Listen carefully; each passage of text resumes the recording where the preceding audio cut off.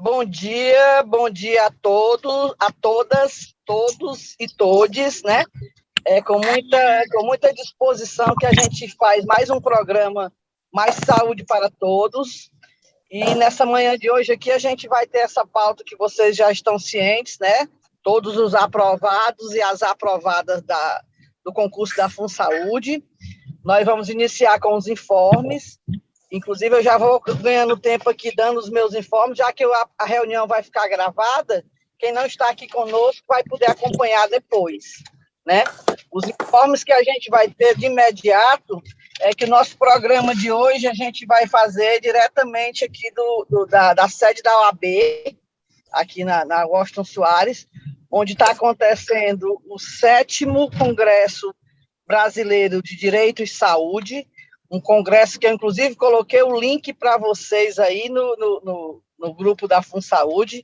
Não sei se vocês têm observado, mas tudo que está acontecendo na cena da saúde, que eu vejo que cabe vocês, porque são profissionais de saúde, os que já são e os que serão daqui a pouco, né? Que vão daqui a pouco, se Deus quiser, serem contratados e contratadas. Então, a programação desse evento é muito rica. É um evento de 3 dias, começou ontem, o dia todo, na verdade abriu na noite de segunda, né? E na noite de terça, aliás, ontem foi o dia todo, hoje será o dia todo e amanhã também o dia todo. Já coloquei para vocês e vou colocar novamente para que vocês possam acompanhar, ouvindo aqui no centro, aqui diretamente na OAB, ou via online, né? Via virtual, porque é um evento realmente que está sendo discutido tudo que possa, tudo, só não tem essa pauta das cooperativas e da terceirização, mas porque o tema do evento é a saúde na Covid, né? Então, realmente, essa situação não apareceu. Mas as demais tem tudo aqui. Esse evento está acontecendo, ele termina amanhã, e a ideia é que a gente consiga estar divulgando as causas da FunSaúde de uma forma ou de outra nas minhas intervenções. Eu tenho tentado pautar isso também, né, que é importante. E hoje o nosso programa vai ser diretamente daqui. Eu vou me dirigir a uma salinha vizinha ao auditório geral, onde está acontecendo todo o painel. Inclusive, esse painel, nesse momento agora, é um painel que fala sobre a questão do controle, da participação do controle social nesse período de pandemia, né? Essa mesa, inclusive, está sendo presidida pelo presidente do CESAL, o Araújo Júnior, que está aqui, o companheiro Araújo Júnior, que já chegou aqui na OAB, né? E eu estou já chegando aqui, já estou bem pertinho, já estou até avistando ali. E o nosso informe hoje, o primeiro é esse, o segundo é dizer que eu participei na sexta-feira passada de uma manifestação que estava acontecendo lá em frente à César. Eu estava chegando para uma outra pauta, acabei de fazer uma fala com uma companheirada que estava lá, também lutando pela essa questão da FunSaúde. Eu vi a Yandra lá, vi o Walker lá, vi alguns companheiros lá, e a luta não para, né? Então, a gente fez uma fala, infelizmente essa fala não foi gravada, nem foi fotografada, mas as pessoas que estavam lá sabem que eu estive, e o Mova-se reassumiu o compromisso com essa luta da FunSaúde, né? Rapaz, eu não sei não, Genivaldo, era para entrar aqui, ó. Entra aqui, vai, só um minutinho, pessoal. Entra aqui para o balão ali que dá certo, viu? Lá na frente, ó. Estamos aqui chegando, passa essa aqui na outra. As coisas ao vivo é igual o programa ao vivo mesmo, né, gente? As coisas acontecem assim, a gente tem só que ir se adaptando, mas estamos já começando, de fato. Vanessa, por favor, vai só olhando o chat, anotando o que for de importância para a gente já comentar, né? Então, pessoal, Vanessa, vamos falar novamente? Oi, Valéria, a gente já está aqui com o doutor Eudênio, a gente está se organizando, ele vai já entrar na sala. Vamos só cumprir a primeira pauta, que são os informes, tá certo, pessoal? Ok. Mais uma vez, bom dia a todas, todos e todes, né? Como eu falei, nós estamos gravando aqui diretamente do 7º Congresso Brasileiro de Direito de Saúde, aqui na OAB, na sede da OAB Ceará, aqui na Avenida Washington Soares. E eu vou logo entrar nos meus informes rapidamente, que eu sei que vocês estão ansiosos para falar com o doutor Eudênio aí, né? Como a gente combinou, o ideal é que vocês tragam as demandas e as inquietudes, as angústias para a gente discutir, mas com foco no coletivo. A gente não vai ter condição de pontuar caso a caso, a gente vai falar das discussões, das causas gerais, das demandas gerais, mas, obviamente, a gente é sensível e solidário a tudo que cada um está passando, né? Os informes, o que eu comecei a dizer foi que a gente participou dessa manifestação que houve na sexta-feira passada, paga na mesa de desde, né? Que é uma coisa que a gente já vem insistindo há muito tempo por direito nosso, né? Outro informe importante também é que da criação do GT, como a gente vai falar daqui a pouco, nas devolutivas. Então, pessoal, dentro dos informes, eu queria dizer que a gente está envolvendo também a assessoria jurídica do CESAL, na pessoa do doutor Oswaldo, que, inclusive, já foi presidente do Corém Ceará, ele hoje é assessor jurídico do CESAL, e ele vai ter condição de nos acompanhar, né, de nos acompanhar de uma forma mais de perto ali, né? É um informe importante que eu trago para vocês. Outro informe que eu trago também é a questão que a gente está tentando, de todas as formas, envolver esse público que está aqui conosco, de aprovadas e aprovados da FunSaúde, para se qualificar na questão do controle social e nas questões da saúde como um todo. Como eu informava agora há pouco, vocês estão entrando na área da saúde, muitos já são da área de saúde, então tudo que diz respeito à saúde acaba interessando a gente, de uma forma direta ou indireta, mas acaba a gente se envolvendo. Então, vou fazer o seguinte, os informes são esses, eu gostaria de abrir para algum outro informe do grupo, em seguida a gente já entra nas devolutivas do MOVA-se, eu falo das devolutivas do MOVA-se, e o doutor Eudênio já está conosco, ele, inclusive, vai falar da primeira devolutiva do MOVA-se em relação à ação civil pública, como é que está. E eu vou dando certo, eu falo das demais, e o doutor Eudênio fica na ação civil pública, porque é com ele que vocês estão querendo falar muito, né? Tem alguma demanda aí, Vanessa, em relação ao informe? Tem alguma participação no chat para informes? Não, senhora. Não, então vamos fazer o seguinte, deixa eu dar só as devolutivas do MOVA-se, em seguida a gente já vai para o doutor Eudênio direto, tá certo? Você tá tranquilo o som, Vanessa? Estou te ouvindo bem. E eles também, certamente, né? A primeira devolutiva, essas devolutivas, pessoal, que a gente está falando aqui hoje, são os encaminhamentos que nós tiramos naquela reunião que foi lá na sede do MOVA-se, que ela foi presencial, mas, na verdade, ela acabou sendo híbrida, porque a gente também abriu para participação via YouTube. Então, lá a gente elencou alguns encaminhamentos importantes que o MOVA-se assumiu juntamente com vocês, realizar. Então, hoje aqui a primeira devolutiva é sobre a ação civil pública. Eu vou pedir licença ao senhor, doutor Eudênio, para pular, para eu falar logo das outras, para depois devolver a palavra direta para o senhor. Pode ser assim? Bom dia, doutor Eudênio. Valéria, ele vai entrar na sala, ele ainda não está conectado, está se organizando. Então tá certo. Então, em relação às devolutivas do MOVA-se, pessoal, quando ele entrar, eu explico como é que a gente está fazendo. Eu vou pular essa aqui, eu mandei para vocês aí no grupo a pauta da reunião, e no final dessa pauta tem os encaminhamentos que a gente vai falar hoje, que foram os compromissos assumidos pelo MOVA-se, né? Da ação civil pública, que é o primeiro, o doutor Eudênio fala com vocês. O segundo encaminhamento que teve naquela reunião foi para a gente fazer uma moção no Congresso Nacional, Conferência Nacional Livre e Democrática de Saúde, que aconteceu em São Paulo no último dia 5.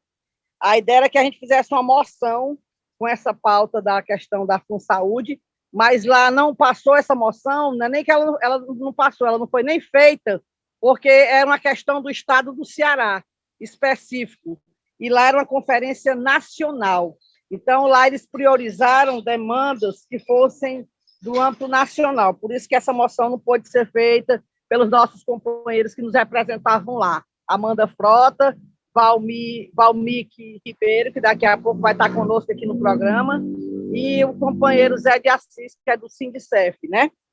Então, é o seguinte, o outro encaminhamento que o Mova se assumiu foi a questão de envolver a OAB Sindical, a OAB Saúde e a OAB a que monitora os concursos públicos. A OAB Sindical, nós temos Vanessa, será que o Padua já entrou? A questão da interlocução com a OAB Sindical, o nosso representante aqui é o Padua Araújo, nosso coordenador do Mova-se. Ele está empenhado em envolver a OAB Sindical nessa questão da FunSaúde, que essa questão já diz respeito a todos que fazem saúde, já estão acompanhando aqui, todos que fazem saúde aqui no Ceará já estão acompanhando a nossa luta nesse sentido, né? Então, isso aí está sendo feito via Mova-se com a OAB Sindical. A OAB Saúde está mais que envolvida, inclusive essa minha participação aqui hoje nesse congresso já é por conta do meu envolvimento com a OAB Saúde, né? E a OAB, que faz a parte de controle dos concursos públicos, ela vai ser envolvida porque ela tá nas 20 instituições que vão compor o GT da FunSaúde, que nós vamos já falar sobre ele, né? A outra demanda também que tem lá, que a gente pactou lá nessa reunião do Mova-se, foi o envolvimento com o Ministério Público do Trabalho, e aí a gente já fez essa interlocução e eles vão compor a nossa audiência que vai ter no âmbito do CESAL. Essa audiência a gente parou um pouco de investir nela, porque vocês já conseguiram fazer uma agora para o dia 18. Então, não tem sentido a gente estar só demandando para várias instâncias sem colher os encaminhamentos e as providências concretas, né? Então, nós vamos fazer uma audiência, aquela que nós temos falado, que vamos fazer no âmbito do CESAL, mas não só mais com o Ministério Público, porque com o Ministério Público vocês já conseguiram, inclusive nós vamos participar dela no dia 18. Eu não vou estar aqui em Fortaleza, vou estar em São Luís, numa outra luta trabalhista, mas vou participar online de lá e vou tentar interagir o máximo que eu puder, como fiz da última vez que estive presencial lá no Cambeba, né?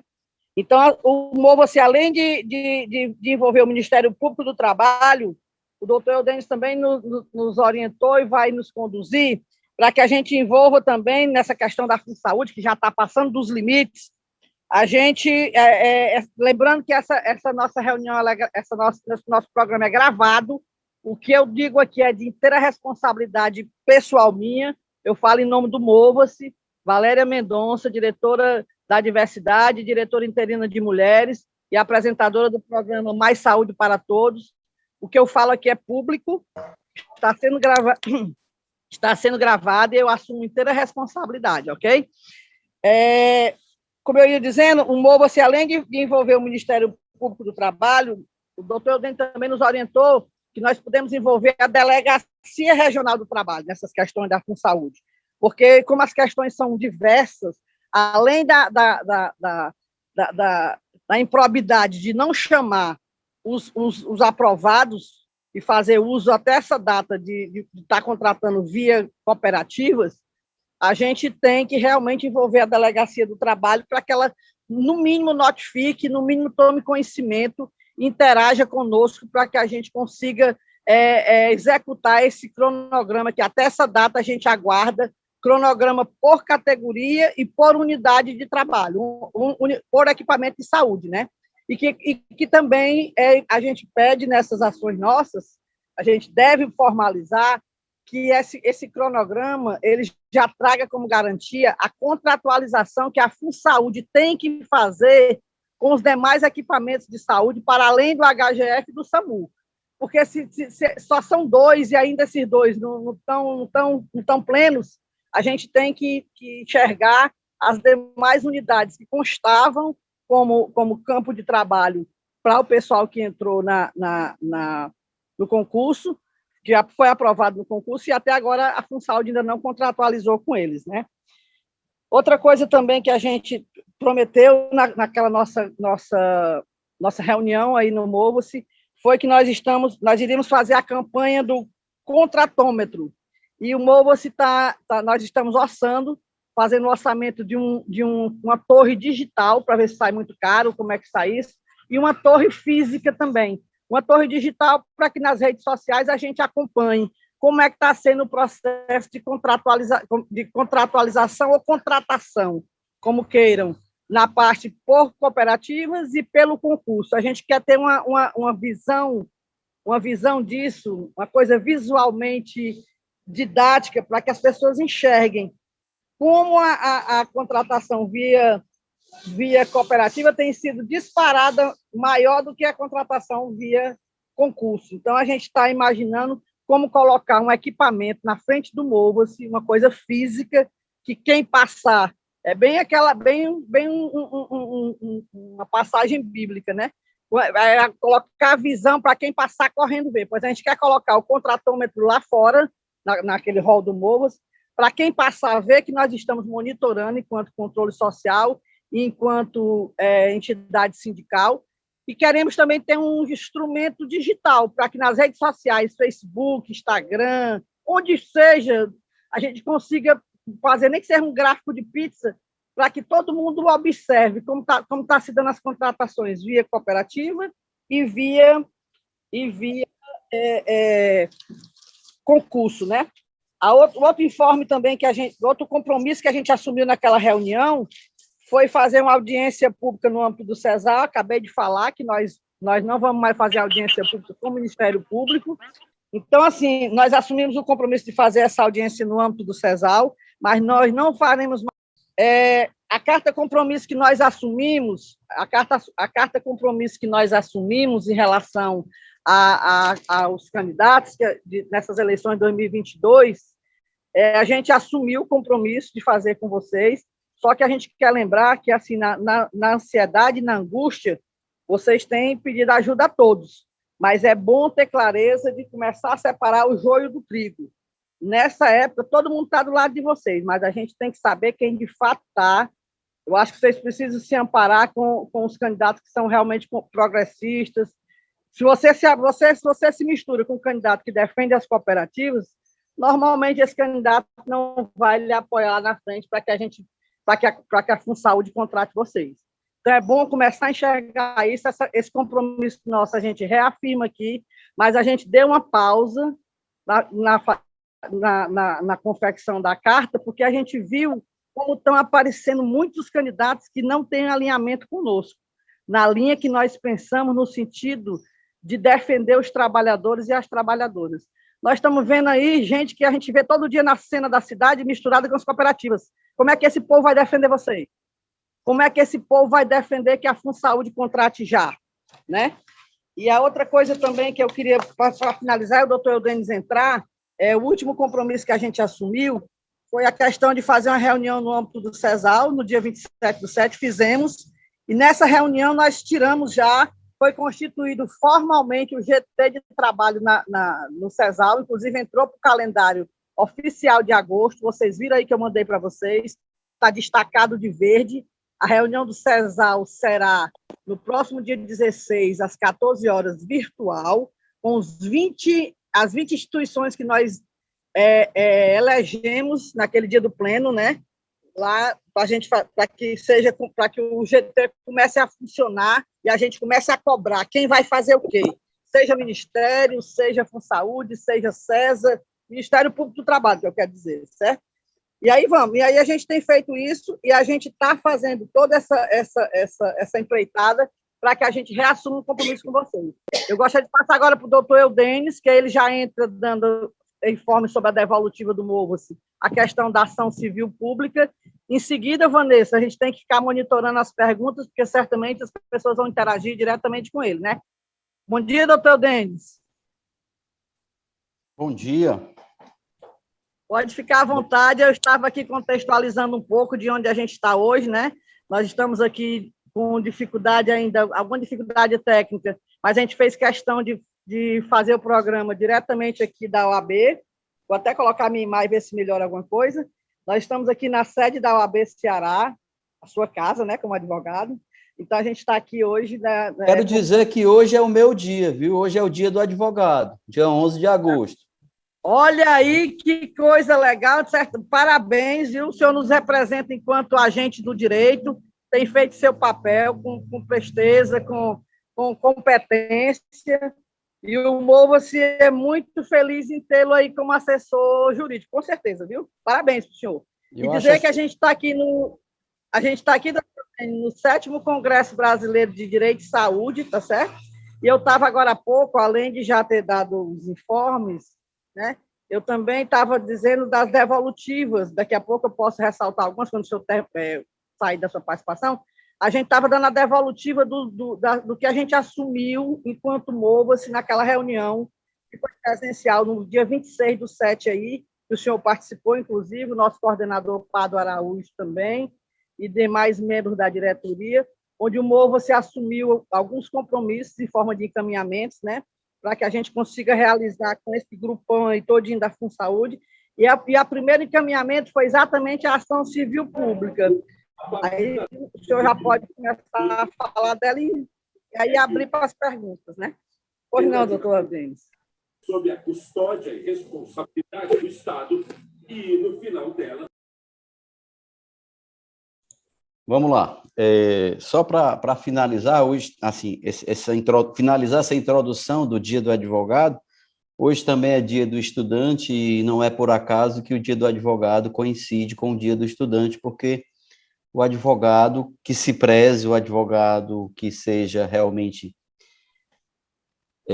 vocacionado, ele é um eterno estudante, né? É um curioso por natureza e um eterno estudante, né? Ele é um pesquisador, é um investigador, é um autodidata, porque ele tem que entender de outros assuntos para poder tentar convencer os juízes, as demais autoridades do seu pleito, né, do pleito de quem ele está representando, e aí é preciso realmente estudar, né, é preciso entender, é preciso compreender, é preciso investigar,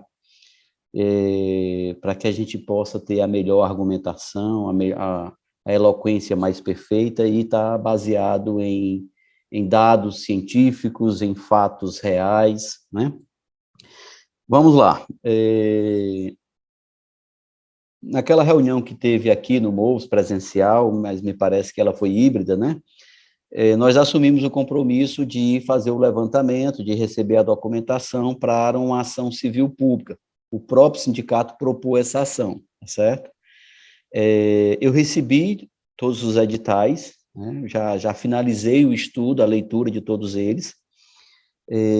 Estou montando a petição.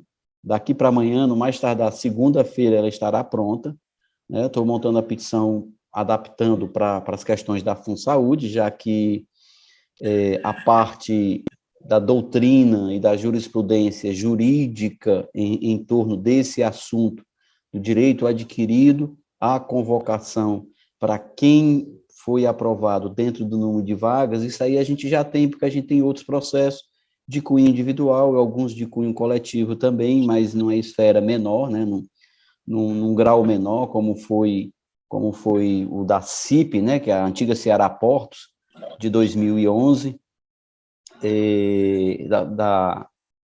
da EMATES, a gente chegou também a montar a peça, chegou a propor, mas aí logo depois saiu o edital, não houve necessidade da ação prosseguir, né, tomara que de repente aconteça o mesmo aqui com a FunSaúde, mas assim, nós já estamos com todo o material, né, com todos os editais, eu não lembro quem foi que repassou, mas tinha um rapaz que estava na reunião e ele repassou para o Ernesto repassou, você também recebeu, Valéria me repassou, mas também recebi, digamos assim, de 4 mãos esse material.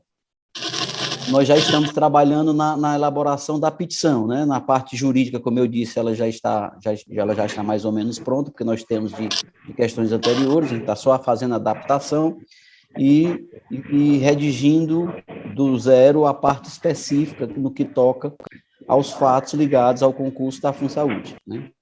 De modo que, estourando, não passa disso, terça-feira essa ação já deve estar protocolada. Acredito que na segunda, mas estourando na terça-feira. Não pude concluir, porque essa semana nós tivemos compromissos no interior do Estado, né? Tinha uma equipe do sindicato visitando a base no interior do estado, pós-pandemia, o sindicato não pôde viajar durante a pandemia, e aí uma série de demandas reprimidas no interior. Então, terça-feira nós estivemos em Iguatu, ontem estivemos em Jaguaribe,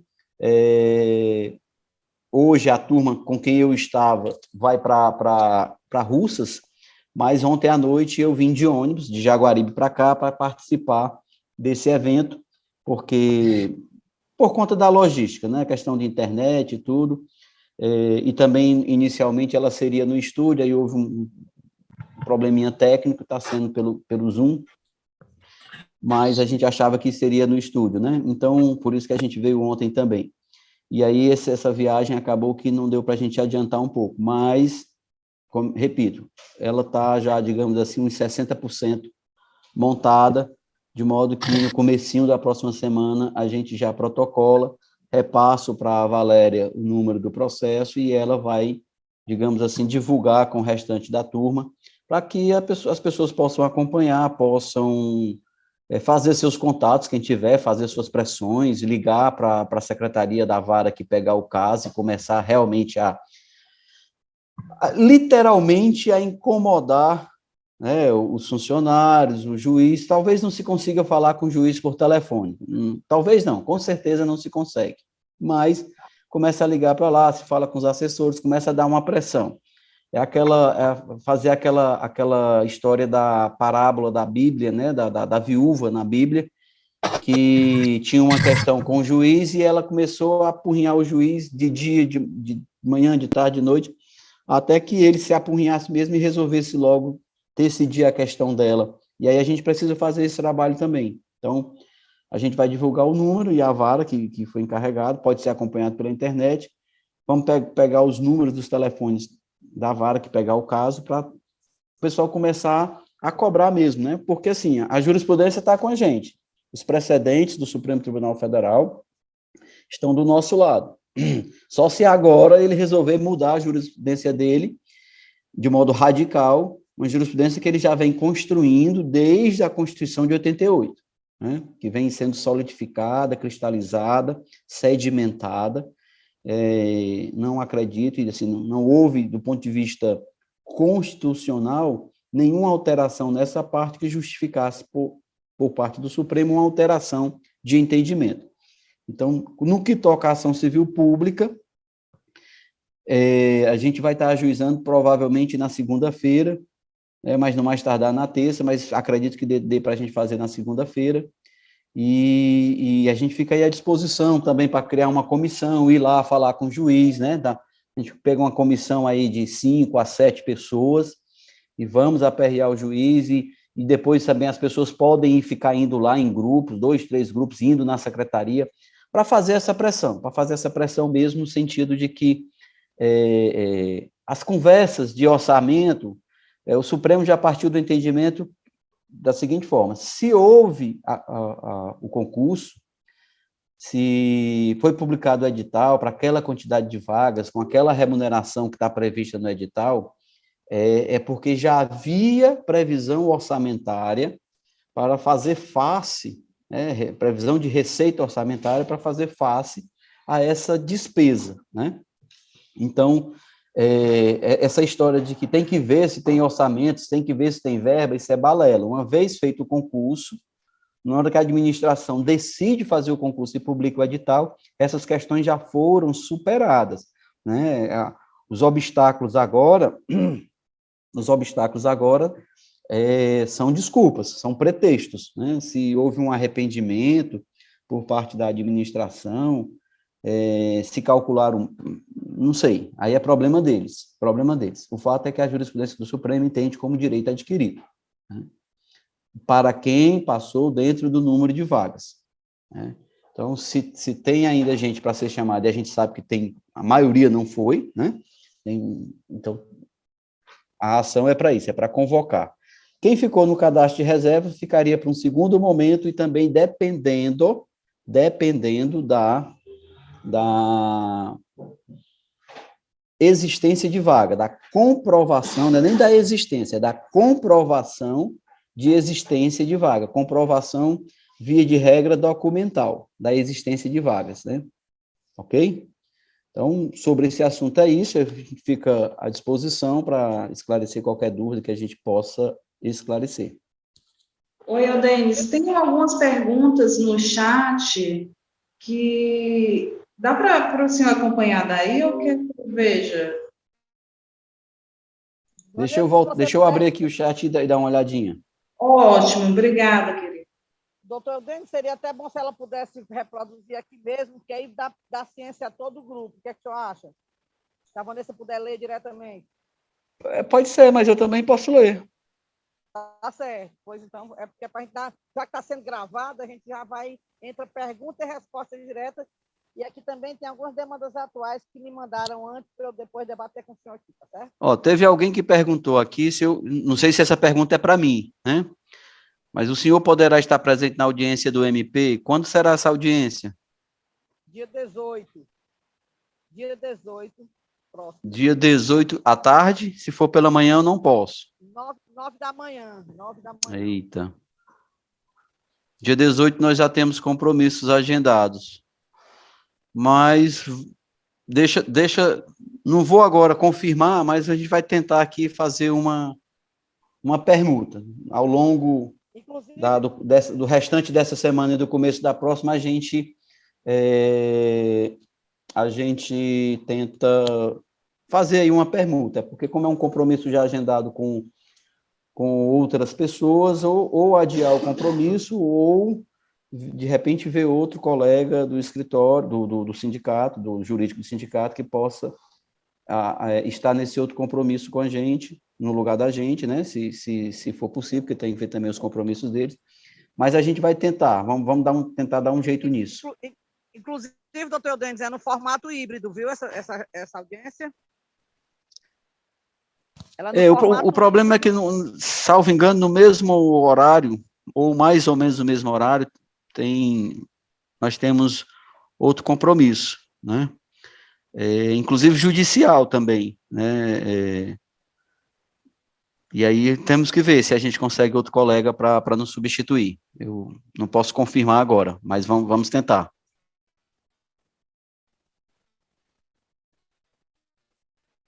Aí tem gente aqui comentando, acho que acredito que foi sobre o meu comentário, no sentido de fazer uma pressão lá na vara, né? Todo mundo, vamos cobrar em massa, muito nos interessa e tal, né? Doutor Denis, tem um fato aqui que foi colocado, que eu gostaria de trazer aqui.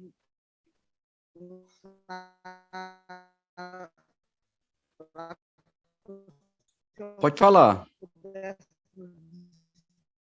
Conosco, de mudar o estatuto. E à época eu lembrei que eu coloquei no grupo o seguinte: como a FunSaúde ela foi aprovada na Assembleia Legislativa, certamente para ter alguma alteração de estatuto deverá passar lá também, né?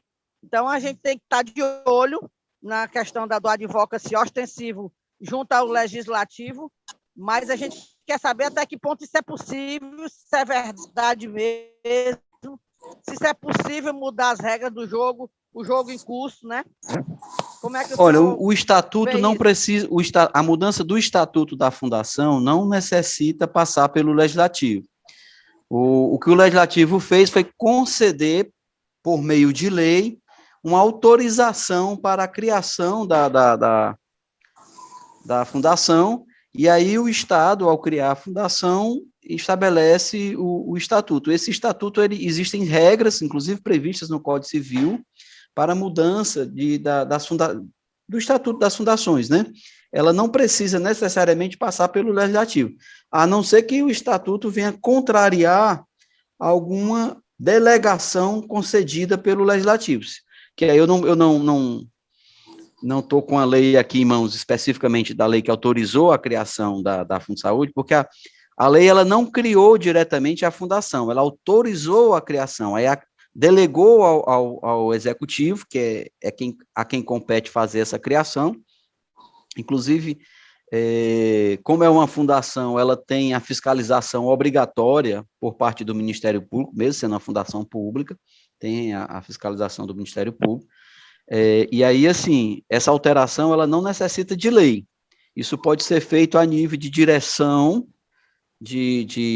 da fundação e governo, né? Negociar com a direção e com o governo. Agora, é óbvio que essa alteração não pode contrariar a legislação, né? Logicamente. Teve alguém que colocou aqui se o cadastro de reserva... Ok, porque a dúvida, doutor Denis, é porque como Sim. Pode falar, pode falar.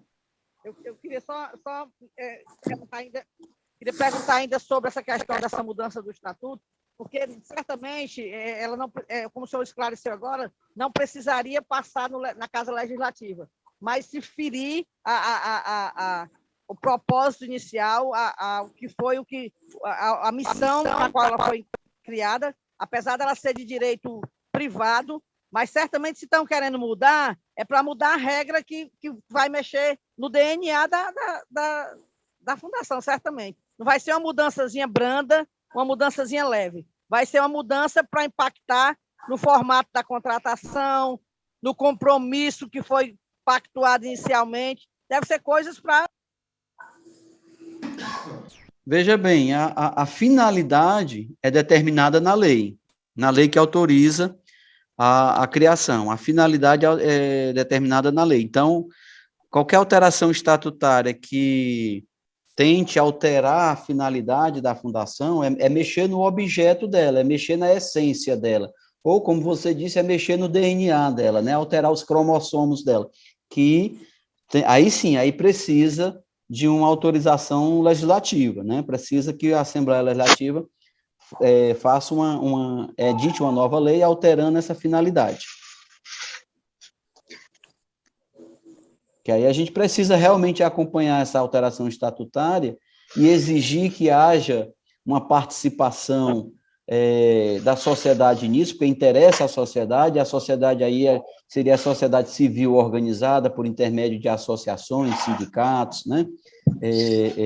O Ministério Público, que com certeza já tem esse papel de fiscal da lei, né, de custos legis, de estar atuando enquanto fiscal da sociedade, em nome da sociedade, mas também outras entidades, como o sindicato, não só o MOVES, outros sindicatos que atuam na área de saúde, dos médicos, dos enfermeiros, dos fisioterapeutas, o próprio Sindicato de Saúde, o MOVES também, todos, a gente deve fazer esse esforço no sentido de participar dessa alteração para impedir, para que a alteração não seja prejudicial aos empregados que têm que ser contratados, empregados públicos, e nem aos usuários, né, do Serviço Público de Saúde. Aí é importante a gente acompanhar mesmo.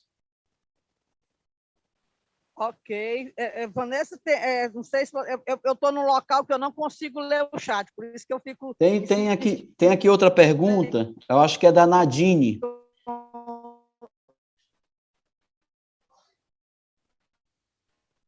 Eu posso, não sei, eu acho que a Valéria travou, mas eu vou continuar aqui, então, se o pessoal estiver me ouvindo, eu vou continuar aqui na leitura das questões que tem. Tem uma indagação da Nadine, o cadastro de reserva pelo grande quantitativo de funcionários cooperados terá direito também ou não? Eu, particularmente, entendo que sim. A existência de trabalhadores cooperados na atividade fim explica e justifica a existência de vagas ou de necessidade de criação de vagas. Nós temos um empecilho, uma dificuldade nessa questão. É que os cooperados, eles não são pagos com a verba de pessoal, e sim com a verba de custeio. Qual é a diferença? A verba de pessoal, ela é toda amarrada, ela é toda restrita por conta da lei de responsabilidade fiscal. E a verba de custeio não é. A verba de custeio, ela não tem limite na lei de responsabilidade fiscal. E aí é por isso que se tem muito cooperado, é por isso que se tem muitas organizações sociais, terceirizados, porque toda essa turma é paga com uma outra fonte orçamentária que não tem o nível de exigência, de restrições e de amarras que a lei de responsabilidade fiscal impõe, quando é gasto com o pessoal, tá certo? Então, seria uma discussão que a gente teria que superar. Não encontrei uma posição pacífica da jurisprudência sobre isso, assim, a nível nacional. Tem várias decisões, inclusive de tribunais superiores, mas, assim, isoladas, no sentido de que não é decisão do plenário, é decisão de turmas, considerando que a existência de cooperados ou de terceirizados na atividade fim configura uma burla ao concurso público e gerando direito à convocação de quem está no cadastro de reserva, certo?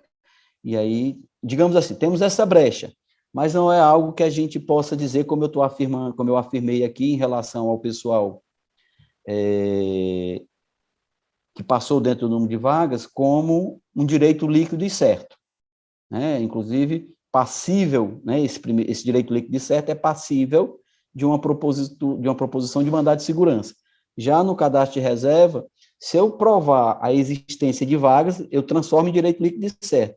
Mas aí, a questão de cooperados e terceirizados não é uma prova, digamos assim, universalmente aceita.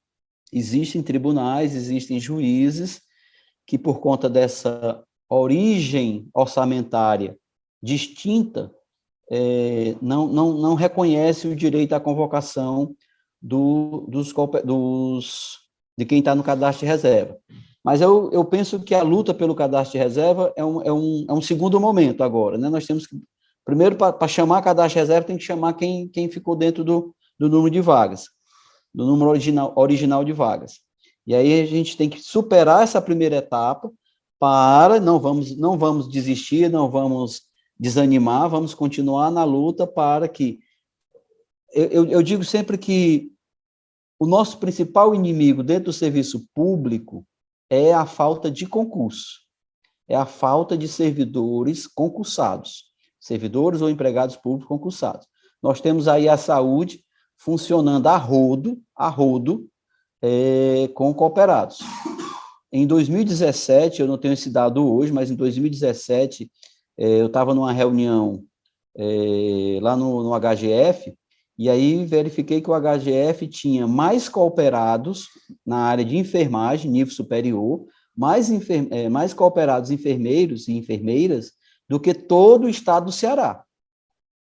Só um único hospital tinha mais enfermeiros e enfermeiras cooperadas do que o estado do Ceará tinha de enfermeiros efetivos, o que é um absurdo. E isso enfraquece a nossa luta, enfraquece as nossas reivindicações, né? O nosso poder de barganha, o nosso poder de reivindicação, porque a gente vai fazer um protesto, a gente vai fazer uma manifestação, vai fazer uma greve inteligente, né? Que aquela greve do passado, ela está superada, a gente tem que ter mais inteligência para fazer greve, operação tartaruga, operação padrão, retardar certas coisas, mas com o número que tem de cooperados e de terceirizados, fica difícil uma greve nossa surtir efeito. O EMOS funciona com 10% de efetivos. 10% de efetivos. 90% é não efetivo. Então, essa é uma luta que todos os sindicatos da área de saúde têm que abraçar e bater pesado nisso, para acabar com cooperados, acabar com terceirizados, no serviço público em geral. Então, sobre essa questão dos cooperativos, é isso. Não, alguém está perguntando se eu tive acesso ao parecer da PGE a respeito de não convocar esse ano. Não tive acesso, mas se a justificativa for questão eleitoral, é balela. É balela, o concurso já estava previsto, era para ter sido convocado antes, inclusive, se retardaram, se atrasaram, aí é uma questão da administração, não se aplica nesse caso, se a questão for eleitoral, né? Eu realmente não tive acesso ao parecer, mas se for eleitoral, e se a questão também for os últimos 6 meses do mandato, que aí tem alguns impedimentos na lei de responsabilidade fiscal, mas no que diz respeito a projetos criados nos últimos 6 meses que vão aumentar a despesa. Não é o caso. Vai aumentar a despesa? Vai, mas esse aumento já estava previsto quando publicaram o edital. Para publicar o edital, sob pena de crime de responsabilidade, a verba orçamentária para fazer face a esses novos servidores, novos empregados públicos, tinha que estar prevista, né? Então, com certeza foi, e agora, por outras razões políticas que eu desconheço, que eu acho que a maioria também deva desconhecer, eles resolveram não chamar. Não sei se mudaram de projeto, de planos, ou pela pressão do momento de pandemia fizeram, e aí agora a pandemia está, né, digamos assim, já debelada, e eles resolveram, então, recuar. O fato é que fizeram o concurso, tem os aprovados, tem que convocar. Doutor Denis, tem uma pergunta aqui que eu acho que o não viu. Deve estar tirando o sono de muitos. Se a FunSaúde pode ser extinta. Pode. Mas é estranho, é muito estranho, né, que ela vai ser extinta sem nem ter sido criada. Eu acho que o desgaste político seria muito maior, tá certo? O que é que está acontecendo? A nossa luta é contra as cooperativas. As cooperativas é que recebem dinheiro a rodo do Estado, e são elas que estão por debaixo dos panos, trabalhando para impedir a convocação de vocês, porque a convocação de vocês implica em menos dinheiro para as cooperativas, isso é fato, né? Quem quer perder dinheiro? Quem quer perder poder? Ninguém quer, né?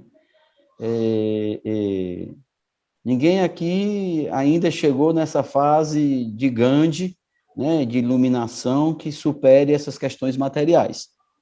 Então, é possível? Legalmente é, mas seria algo muito estranho politicamente. Poderia ter uma reação tanto política quanto judicial, né, de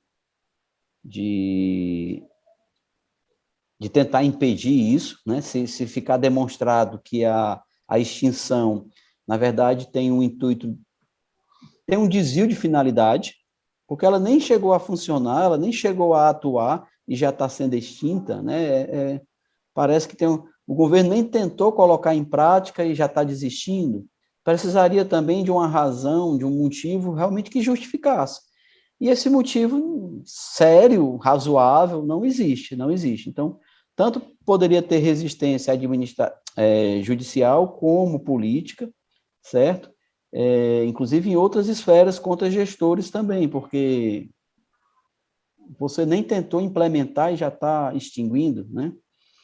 E ainda caberia, se uma vez implementada a extinção, ainda caberia de todos os concursados aprovados, ainda caberia uma ação de danos, né, de danos pelos prejuízos materiais causados, de danos morais pela expectativa legítima, lícita e concreta, embora seja expectativa, mas ela é concreta, de convocação de um trabalho e uma renda certa, né, um salário certo. Caberia também aí uma indenização material e moral em face do Estado do Ceará, que o gestor que for, sem falar no desgaste político, eu não acredito que eles vão extinguir, não. Eu acredito que eles vão tentar fazer o que eles estão fazendo, empurrar com a barriga, aqui e acolá convocam uns e tal. Acho que a intenção deles vai ser essa, o plano deles vai ser esse, até tentar fazer caducar o concurso, e aí quem entrou, só que a nossa ação, ela vai garantir essa questão, né? Doutor Eudênis, bom dia. Léo Marques, tá? Enfermeiro concursado, numa das primeiras posições, graças a Deus, e representante da comissão dos aprovados da FunSaúde. A pergunta que fica para a gente é assim: a gente teve um concurso com 16 mil aprovados, tanto os seus 6 mil diretos e o restante em cadastro de reserva, que para a gente não configura diferença nenhuma, todo mundo é igual. E o governo, ele firmou, né, a CESA firmou contrato com saúde, via FunSaúde, com a HGF e com o SAMU. O SAMU não era nossa expectativa, lógico, quando foi anunciado pelo Cabeto, né, na época, junto com o Camilo, não era nossa expectativa o SAMU, mas veio, e graças a Deus que veio, né, que bom, teoricamente abre-se mais vagas. Porém, a gente tem uma expectativa, tinha essa expectativa, né, que seria firmado convênio com hospitais, que esses hospitais atenderiam diversas especialidades. Podemos citar o IAS, né, o Hospital Albert Sabin, podemos o Hospital do Coração de Messejana, o próprio Centro de Especialidades Pediátricas, que fica lá no Meireles. Então, são N locais que a gente poderia estar sendo locado. Porém, a minha condição, eu sou enfermeiro de UTI PED. Nesse momento, hoje, o governo do estado ele não firmou nenhum outro contrato com esses hospitais. Como eu fiquei em uma vaga muito mais próxima de convocação, seria nesse momento em que a gente vê que está sendo feito novos contratos com novas cooperativas para esses hospitais. Nesse momento, hoje, nós temos novos contratos para a área assistencial, na fisioterapia, na enfermagem, a própria classe médica tem novos contratos firmados. Seria necessário hoje que cada um que foi que passou nesse concurso, que foi aprovado, entrar com mandato de segurança pedindo a nulidade dessas ações de contrato com as cooperativas, já seria viável antes que a gente espere que chegue 2 anos, que teoricamente seja prorrogado por mais 2, fazendo que o concurso caduque, eles vão dizer assim, olha, a gente estava aí na frente, estava contratando cooperativas, então ninguém se manifestou, né? Seria, então, ideal que a gente já começasse a entrar com mandado de segurança, não convocação, mas que, ao menos, fosse cancelado esses contratos, porque a gente sabe que se cancelar o contrato, a gente tem vaga literalmente em aberto. O governo não vai poder dizer que está com vaga preenchida com cooperativa. Tem vaga em aberto porque eles não conseguem mais firmar contratos com cooperativas. Então, seria interessante que a gente entrasse, nesse momento, com ações, seja ele com habeas corpus ou com mandatos de segurança, para que a gente pudesse parar essas contratações de cooperativas. Me parece que eu estava falando e ninguém estava me ouvindo, não é isso? Vamos lá, doutor Léo, vamos lá. Eu me toquei que estava com o microfone desligado. Mas vamos lá, a ideia é muito interessante, enquanto ideia, e está mais ou menos na linha do que eu tinha falado sobre quem é o nosso verdadeiro inimigo nessa situação, questão das cooperativas, basicamente. Mas ela é inviável do ponto de vista jurídico-processual, certo? Nós não vamos conseguir nenhum instrumento processual que consiga fazer com que o Estado, obrigar o Estado a anular contratação de cooperativas nesse momento, tá certo? Por quê? Porque o argumento é o de sempre, a população vai ficar desassistida. E é exatamente esse o argumento que o Estado usa para contratar esse pessoal, dessa forma, para garantir o acesso da população mais carente, mais necessitada, ao serviço público de saúde. É esse o argumento. Então, não seria um habeas corpus, porque o habeas corpus é na área do direito penal, para garantir o direito de locomoção, né, o direito de ir e vir. Quem está sob uma ameaça iminente de uma prisão injusta e ilegal, ou para quem já está preso, também preso de maneira injusta, então está descartado habeas corpus. O mandado de segurança é um processo de uma via muito, muito estreita, certo? Não tem audiência, não tem depoimentos, não tem prova pericial, é uma prova pré-constituída, toda documental. E essa prova ela tem que ser evidente no sentido de demonstrar a liquidez e a certeza do direito. De modo que eu vou discutir a nulidade no mandado de segurança de uma contratação de uma cooperativa que está ali na ponta de uma unidade de saúde, prestando um serviço à população carente. Eu não acredito que nenhum juiz iria conceder isso, certo? Também não é necessário aguardar o finalzinho do período de validade do concurso, tanto que no início da próxima semana nós estaremos propondo a ação civil pública para convocação, tá certo? Nada impede que quem estiver na sua vez faça a sua ação individual, se quiser fazê-lo. Nós vamos estar propondo uma ação civil pública, que é uma ação de cunho coletivo. Nós já fizemos isso antes em relação a outras entidades do Estado.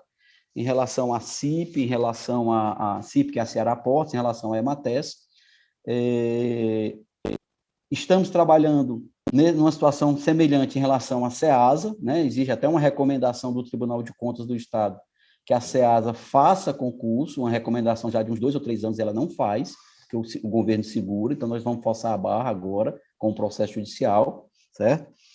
E como eu disse, como na jurisprudência do Supremo Tribunal Federal, uma jurisprudência já pacificada, sedimentada, cristalizada mesmo, né, já está petrificada, no sentido de que foi aprovado dentro do número de vagas, existe direito adquirido à sua convocação, tá certo? Então, o que acontece aqui é que a gente tem que fazer esse trabalho, trabalhar com a mídia também, fazer a pressão em cima do judiciário para convocar, mostrar que existe essa contratação de cooperativas, para mostrar que existem recursos, né, que, de repente, esses recursos precisam ser realocados no sentido de fonte de pagamento, sair da fonte de custeio, vir para a fonte de pessoal, né? Mas o fato é que, mesmo dentro da fonte de pessoal, o simples fato de ter sido feito o concurso significa que já existia previsão orçamentária, receita e despesa para isso, tá certo? O que talvez o Estado possa alegar agora, como argumento novo, seria a história de redução de receita por conta da alteração aí da questão dos combustíveis, né, do ICMS dos combustíveis, que o governo federal, por meio de lei nacional, considerou os combustíveis como um produto essencial. Isso tem implicação na redução da alíquota do ICMS cobrado pelos estados, é obrigatória essa redução. Só que o que é que acontece? Constitucionalmente, quando um ato do governo federal impõe perda de receita para os estados e municípios, a Constituição exige que seja criado um mecanismo de compensação dessa perda, né? Que o Estado perdeu aqui, mas que ele compense acolá, seja diminuindo no pagamento dos juros da dívida que ele tem com o governo federal, e todo o Estado, sem exceção, deve ao governo federal, certo? Quando você vê, o Estado do Ceará fez um empréstimo no Banco Mundial. Quem, na verdade, está garantindo o pagamento desse empréstimo é o governo federal, porque os estados não têm soberania para fazer um contrato dessa envergadura com organismos internacionais. Quem tem essa soberania é a União, e aí é maior do que o governo federal, é a União, que representa a União, a Federação Brasileira. Todos os estados se uniram, criaram a Federação Brasileira, e aí cada estado abre mão da sua soberania para ter autonomia. Então, o governo federal, digamos assim, é o fiador, é o avalista de todo e qualquer empréstimo tomado pelos governos estaduais fora do país. E se o governo estadual, porventura atrasar, não pagar, quem tem que pagar é o governo federal. Nesse aspecto. Fora isso, tem outras questões internas que fazem os estados serem devedores do governo federal. Então, a Constituição exige que, quando tem essa perda, haja uma compensação em outra ponta, de outra forma, para que a balança fique equilibrada, né? E o que é que aconteceu de novo? O governo federal sabe que tem que fazer essa compensação, só que, quando isso acontecia anteriormente, nos governos anteriores, tanto faz Dilma, Lula, Fernando Henrique, sempre quando isso aconteceu, no ato que impunha a redução dessa receita, já vinha a compensação, já vinha um instrumento, já vinha criando a compensação, né, para equilibrar. O governo federal sabe que tem que fazer essa compensação, só que ele não fez de imediato. Ele vai ter que fazer, ele sabe que vai ter que fazer, e ele vai fazer por uma imposição constitucional, só que ele está postergando, está deixando para um segundo momento. E isso está, digamos assim, apertando, segundo os estados, o pescoço dos governos estaduais, né? Esse seria um argumento que o Estado poderia trazer, porém não é um argumento jurídico, não é um argumento jurídico, é um argumento econômico, que o direito despreza esse tipo de argumentação, ele levaria em conta se fosse para algo novo, vamos fazer algo novo. Aí não, tem essa perda de receita, não podemos obrar, mas algo que já estava previsto, que já estava contratado. Na verdade, é o seguinte, ao fazer o concurso e ao homologar o concurso, e não convocar vocês, de uma maneira, assim, não do ponto de vista do direito penal, mas do ponto de vista político, o que o Estado está fazendo é um estelionato. Né? Ele cometeu um estelionato com vocês. E existe, inclusive, uma decisão do Supremo, que a relatora foi a Carmen Lúcia, a ministra Carmen Lúcia, em que ela chama essa atitude de má-fé do Estado. Né? Que o Estado, ao não convocar, pratica má-fé, foi leviano, porque levou todo mundo a crer, concurso não é fácil, é difícil, pessoas de outros estados, de outras cidades, e aí a pessoa, na expectativa legítima, lícita, de ser contratada ao ser aprovada, e não é. Né? Então, é uma leviandade, realmente, da parte do Estado, tem uma expressão nesse sentido, exatamente dessa forma, da ministra Carmen Lúcia, num processo de uns 6, 7 anos atrás, em que ela determina que haja a convocação. Então, nós vamos fazer isso. A luta contra as cooperativas não é contra os cooperados, né, que são seres humanos, são pessoas que estão ali, como a gente, né, no dia a dia, batalhando pelo pão, pelo feijão, pelo arroz do dia a dia, mas que a gente tem que fazer a coisa da maneira correta, da maneira direita, até porque é um trabalho precário, em que eles se sujeitam a tudo, né, não tem férias, não tem 13º, não tem hora extra, não tem licença gestante, enfim, uma série de outras coisas. Não tem nem licença para tratamento de saúde, se faltar 5 dias, 6 dias, e não for amiguinho do chefe, não for puxa-saco do chefe, vai perder aqueles dias. Né? Enfim, tem todas essas questões que a gente precisa realmente batalhar contra isso, mas não acho que vai surtir efeito, nem jurídico, nem político, a gente entrar com mandado de segurança ou qualquer outra, não seria um mandado de segurança, mas nem mesmo uma ação ordinária, para anular esses contratos. Primeiro porque teve licitação para contratar, aquela coisa. O procedimento, entre aspas, legal e formal, foi estabelecido, né? E aí tem a necessidade da população. O que a gente precisa fazer é brigar para que haja convocação, e à medida que for tendo convocação, convocou, tem cadastro de reserva, brigar por mais convocação para diminuir o uso das cooperativas. Cooperativa é sinal de caixa 2, é sinal de politicagem, né? Politicagem eleitoral. Então, a gente tem que realmente combater isso. A regra do concurso público é a regra que, segundo o próprio Supremo, mais reflete o espírito republicano. E a nossa Constituição, antes de dizer, vai dizer que o Brasil é uma república federativa, né? Antes de se chamar de federação, vai dizer que o Estado brasileiro é uma república federativa. Então, se somos uma república e se o concurso público é a regra que mais reflete o espírito republicano, vamos cobrar a aplicação dessa regra dentro do serviço público, pelo menos enquanto não vem a reforma administrativa. Talvez a ideia seja essa, seja cozinhar o galo, vir a reforma administrativa, que a reforma administrativa vai acabar com a necessidade a que está tramitando no Congresso, se for aprovada dessa forma, acaba com a necessidade de concurso público, desmantela o Estado brasileiro enquanto um Estado do bem-estar social, de promover o bem-estar social das pessoas, de um modo geral, e das pessoas pobres e carentes em especial, mas desmantela totalmente. Então, nesse sentido, propor já a ação civil pública para convocação, antes de qualquer alteração que possa vir a ser aprovada logo após a eleição, é crucial para garantir o nosso direito. Tem alguém que perguntou aqui, eu acho que foi o Guilherme, sobre a vaga dos candidatos que são convocados e não assumem.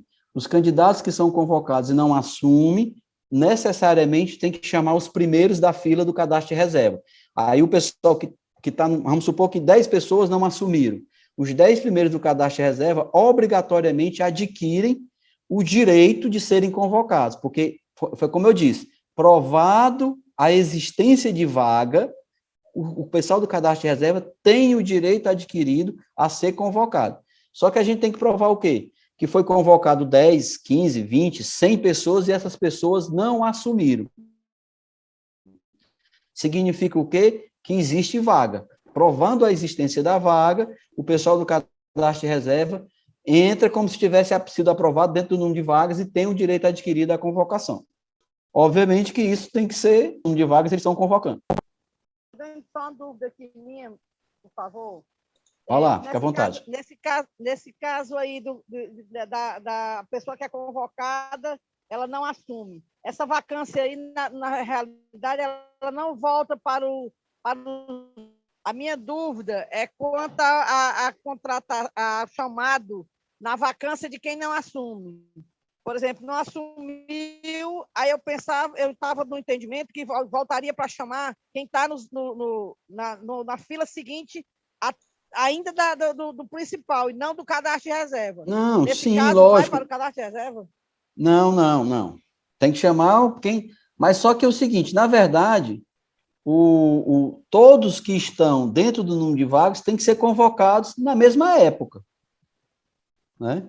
Todos têm que ser convocados. O Estado até pode estabelecer um cronograma, mas assim, não é uma coisa, vai ser um agora, outro lá no final do prazo de 2 anos. Não. Né? Todos têm que ser convocados na mesma época. Eu estou falando assim, pressupondo que todo mundo foi convocado e 100 pessoas, 10 pessoas, 200 pessoas não assumiram. Certo? Naturalmente vai chamar o pessoal do cadastro de reserva. Mas o que está ocorrendo no momento quem é o está seguinte, dentro do número de vagas... Estão chamando...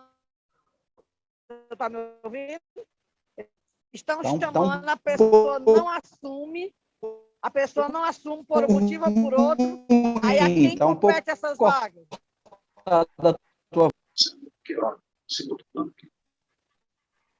Doutor, o que a Valéria está querendo dizer é que na primeira convocação que houve, foram chamados 323 convocados. Desses 323, alguns não foram nem entregar documentação e outra parte pediu desligamento da FunSaúde. A FunSaúde lançou o seu edital 04, de convocação 04, na quinta-feira, creio, quinta-feira passada. E quinta-feira não, na terça-feira, e daí ela só convocou as vagas de pessoas que pediram desligamento, não as pessoas que desistiram, que não foram entregar a documentação. Acho que é isso que a Valéria está querendo colocar. Ele literalmente só convocou as pessoas que já estavam teoricamente trabalhando e que desistiram da vaga, não os que não foram entregar documento, mesmo tendo sido convocado. Eu entendi dessa forma. Acontece que quem passou dentro do número de vagas já tem a expectativa legítima de ser convocado, independente de quem ficou na frente dele ter desistido ou não da sua vaga. Porque quem passou dentro do número de vagas já tem a vaga garantida. Tá certo? Então, teve essa primeira convocação, 300 e pouco. Desses 300 e pouco, vamos supor que 50 não assumiram. Vai chamando o resto, vai chamando. Quando chamar os 6 mil, foram 6 mil, não é isso? Quando chamar todos os aprovados, ficou com 50 vagas. Vamos supor que todos os outros aprovaram, ficaram 50 vagas. Eu vou pegar 50 dentro do cadastro de reserva e chamar. Porque a obrigação do Estado é chamar todo mundo que passou dentro do número de vagas. É uma obrigação, é dever, tá certo? Então, nós não estamos aqui fazendo... Quando se vai no Ministério Público fazer essa denúncia, não é porque a gente tem uma reivindicação política que seria legítimo, mas as reivindicações políticas são encaminhadas para a Assembleia Legislativa, são encaminhadas para o próprio governo. Quando a gente bate na porta do Ministério Público, por exemplo, ou na porta da Justiça, é porque a gente já tem o direito. A gente não está buscando conquistar o direito, a gente já tem. O que a gente quer é a realização desse direito, é a concretização dele, tá certo? Então, o direito de ser convocado, todos que passaram dentro do número de vagas já possuem. É um direito adquirido, é um direito exercitável. né? Por isso que se pode... Se não fosse um direito, para que a ação judicial? O judiciário não julga se não tiver um direito garantido. O juiz não cria normas, o juiz não cria direitos. Ele até pode aplicar a analogia, ele até pode aplicar os princípios gerais do direito, os costumes e tal, mas pressupondo que a analogia, os princípios gerais do direito e os costumes criam um direito, não é ele que cria. Normalmente é a lei, via de regra é a lei, ou a própria Constituição Federal, né? No caso aqui, o direito de vocês decorre da Constituição Federal, porque o serviço público tem que ser prestado por servidores públicos, e os servidores públicos só devem ser contratados na forma de concurso. Feito o concurso, o Supremo já disse, fez o concurso, é direito adquirido. Quem fez o concurso estabelecendo vagas é porque já tinha previsão orçamentária para isso. Quando não se tem previsão orçamentária, pode fazer concurso? Pode, só que eu faço um concurso para cadastro de reserva. O próprio judiciário, aqui do estado do Ceará, o Poder Judiciário cearense, fez agora, 1 ano atrás, 2 anos, um concurso para cadastro de reserva. E está convocando agora, convocou no começo desse ano, acho que 30 pessoas, mas fez o concurso para cadastro de reserva, de técnico judiciário. Porque quando ele tinha a carência de pessoal, mas ele não tinha verba, então ele fez logo o concurso e foi negociando com o governo do estado, que é o que elabora o orçamento, mais verba para contratar esse pessoal. E contratou esse ano agora de 2022. É diferente quando se faz o concurso já prevendo uma quantidade de vagas, X vagas. Se já tem essas vagas, então é porque já existe a previsão orçamentária. O que está acontecendo agora é alguma razão política, alguma razão econômica, e eu diria que seriam as duas coisas. A razão econômica seria a resistência das cooperativas. Contratar 6.000 empregados públicos agora implica necessariamente num grande enfraquecimento financeiro das cooperativas, dos trabalhadores cooperados. E as cooperativas, nessa luta, não tenham dúvida que elas estão por debaixo do pano, trabalhando com deputado, trabalhando com o governo, né, porque vocês acessam aí os contratos com as cooperativas, são milionários, né? Às vezes um aditivo, só para fechar 6 meses de um ano, 28 milhões de reais, só para um determinado tipo de trabalhador, técnico de enfermagem, auxiliar de enfermagem, né? Coisas assim, bem alto, bem astronômico, para um período curto, né? Enfim, quem passou dentro do número de vagas, repito, tem direito adquirido, portanto, se trata de um direito líquido e certo à convocação, tá certo? E aí, quem foi convocado e não assumiu, obviamente, por uma questão de respeito à fila, eu tenho que chamar os outros que estão convocados. Doutor Denis, consegue me ouvir? Estou ouvindo. Só para complementar com relação a essa questão do CR, vamos supor que a FunSaúde ela extrapole o prazo que ela tem para convocar. O concurso tem vigência de 2 anos e ela pode renovar por mais 2. Vamos supor que no último dia dos 4 anos, a FunSaúde ela ela obrigatoriamente tem que convocar o saldo que não foi convocado. E aí, nesse dia, foram convocadas essas pessoas e há desistências, as pessoas não assumem. Consequentemente, essa desistência ela só vai ser comunicada pós final do prazo de vigência do concurso. Quem está no CR ainda pode suprir essas vagas oriundas dessas desistências? Infelizmente, não. O direito é muito implacável com questão de prazo. É por isso que se diz que só existe uma diferença entre 2 bons advogados. É aquele que perde e aquele que não perde prazo. Mas o direito costuma ser... As regras envolvendo o prazo no direito são muito implacáveis. Prescrição, decadência, preclusão, são todos termos que significam a ocorrência do tempo sacramentando ou dessacramentando situações jurídicas. Então, o que o senhor sugere para alguém que está numa situação desse tipo não correr esse risco de eventualmente ser prejudicado e a vaga ficar ociosa? Olha, essa ação civil pública que a gente está propondo, ela vai abarcar todo mundo, no primeiro momento, que está no número de vagas, tá certo? E a gente teria que trabalhar antes do final do prazo de caducidade, um mês antes. Pronto, nós estamos aqui engatilhados, a Secretaria de Cultura agora no dia 11 de novembro, em pleno período eleitoral, vai caducar o concurso que eles fizeram, que o pessoal foi convocado em 2020.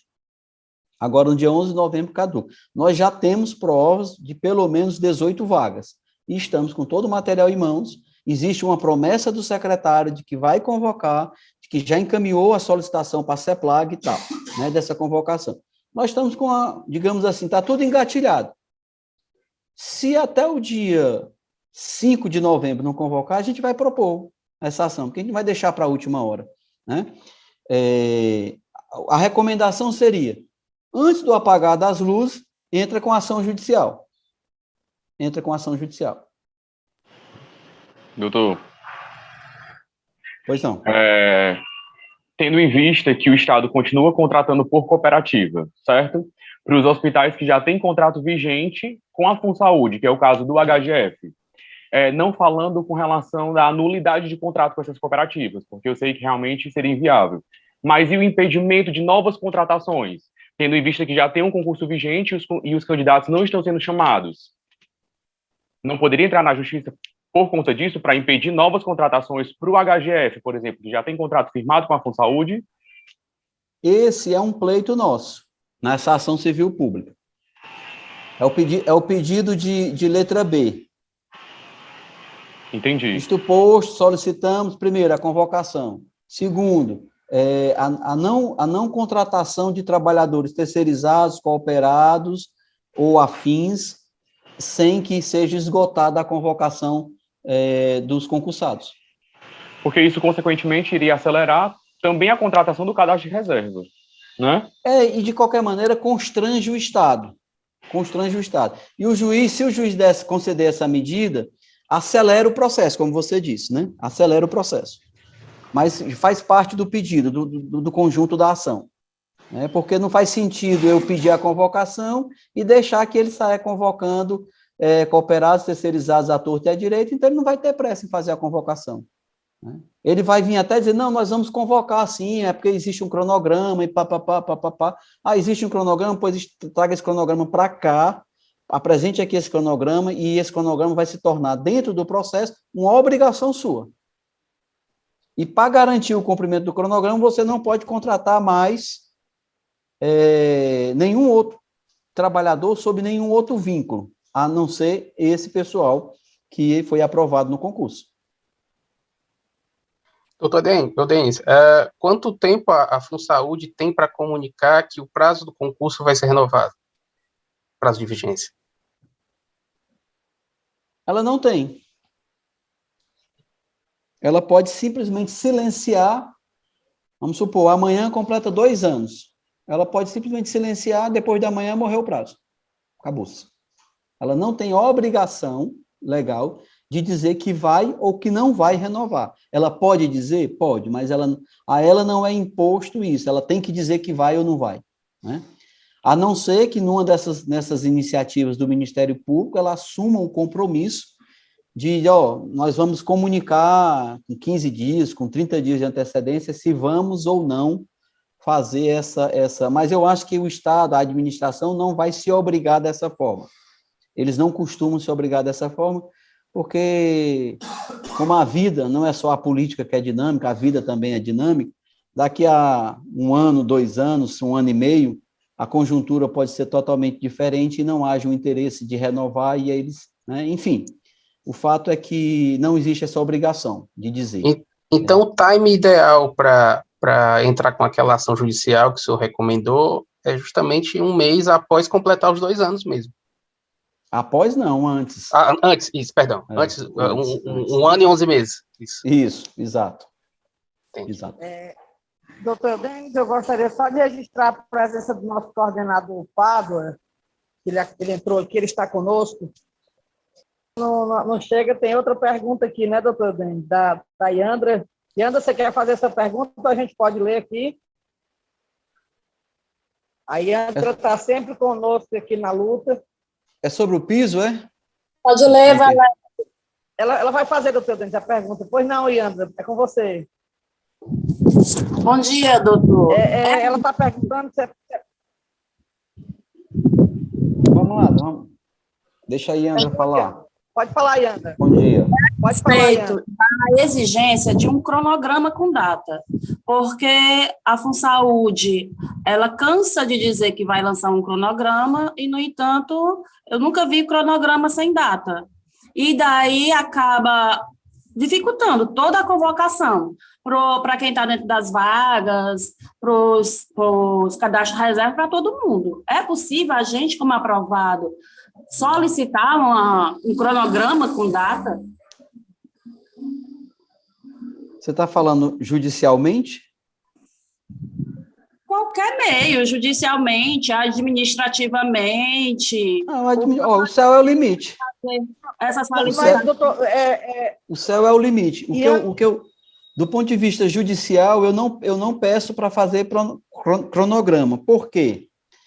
Porque ele pode me vir com cronograma com a primeira convocação daqui a 8 meses, e ele estaria atendendo o que eu pedi. Né? Mas doutor Denis... Diga, pode falar. Doutor Denis, o Ministério Público, na audiência passada, dia 9/6, ele exigiu um cronograma de imediato, por categoria e por equipamento de saúde, mas não foi para longo prazo, não, foi de imediato. O Ministério demandou isso oficialmente lá na audiência. Certo, e se o Estado não cumprir, o que é que o Ministério Público tem que fazer? Entrar na Justiça. É o que nós já vamos fazer. Agora, como o Supremo diz que se trata de direito adquirido, o nosso pedido nessa parte é de convocação imediata de todo mundo. Eu não vou dar ideia para a administração. A administração, a PGE, quando responder à ação, que diga, nós temos um cronograma assim assado. Ela que diga, certo? Mas se esse cronograma imediato, apresentar um cronograma imediato, basta apresentar o cronograma. O imediato não é necessariamente em relação às convocações, mas sim em relação à apresentação do cronograma, que pode prever convocação para daqui a meses. Né? Porque tem essa questão do ICMS, é um excelente argumento da parte do Estado. Eu tenho que aguardar a execução orçamentária do próximo trimestre, do próximo semestre, para verificar como é que vão ficar as contas do Estado, para saber se eu realmente posso convocar ou não. O migué vai ser esse. Né? E aí, ainda tem a questão do piso da enfermagem, que alguém perguntou aí, com certeza vai impactar. Não impedir, mas vai impactar, vai ser usado como argumento, né? como pretexto para retardar, para não convocar de imediato. Isso com certeza vai ser usado, né? Que isso traria um aumento de despesa por um lado e a questão do ICMS, uma diminuição de receita por outro, né? Esse argumento vai ser, digamos assim, um prato cheio, mão na roda para a PGE aduzir. Mas a gente não vem dando ideia.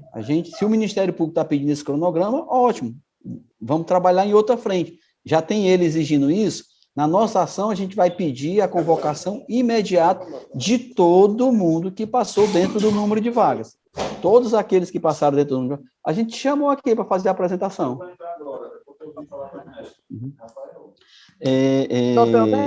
Oi, é porque eu... Enfim, então na nossa ação a gente vai pedir a convocação imediata. Se a PGE, se o Estado apresentar um cronograma, a gente vai avaliar o cronograma e vamos dizer, aceitamos esse cronograma, mas que ele seja obrigatoriamente cumprido, que o juiz determine que aquela programação seja observada, seja respeitada, ipsis litis pelo Estado do Ceará, e que ele faça uma prestação de contas. Chegou o período da primeira leva dentro do cronograma. No dia seguinte, ele apresente lá, foram convocados tantas pessoas, assim, os nomes, PPP. Chegou a segunda. Desse número aqui, tantos não responderam, tantos não assumiram, e aí por diante. Até para que a gente tenha, dentro do processo, um controle do número de vagas que assumiram, até para já pensando no cadastro de reserva. Agora, doutor Denis, há um rumor que tá espalhado que a própria PGE está impedindo a contratação. Está sugerindo a não contratação agora. Mas por que razão? Do nada? Simplesmente a PGE não quer? Ou tem uma razão? Isso é que nós temos que averiguar, né? Nós temos que ver que posição foi essa da PGE oficialmente, né? Porque, assim, eu não acredito que a PGE, do nada, fosse fazer uma sugestão dessa. Ela tem que ter alguma razão. Eu só não consigo vislumbrar qual. Mas aí o nosso coordenador já está presente. Vamos aí passar a palavra ao Pádua. Bom dia a todos, todas e todes, né? Bom dia, Denis, Valéria Mendonça, doutor Léo Marques, a todos que estão aí nos acompanhando através das redes sociais. Falar que o papel que me cabe como coordenador-geral do MOVA-se é falar do papel do MOVA-se nessa luta. Dizer que o MOVA-se está na luta pela contratação desde o início. Em primeiro lugar, quero dizer isso.